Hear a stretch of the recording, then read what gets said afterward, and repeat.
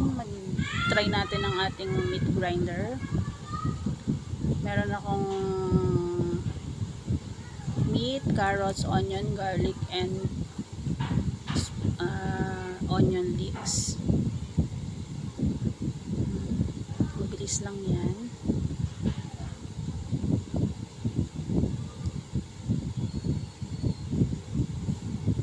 Ayan, ganyan lang kadali. Ilagay na natin siya agad lahat sama-sama.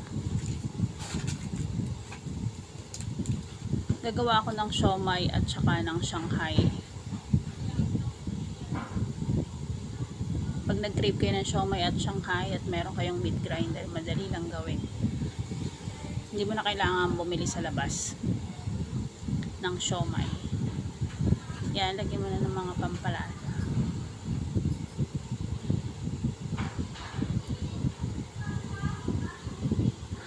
Tsaka moringa powder.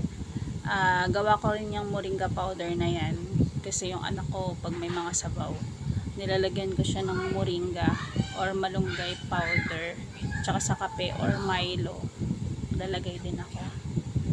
Yan, ganyan lang kabilis at makakagawa na tayo ng siomai at Shanghai.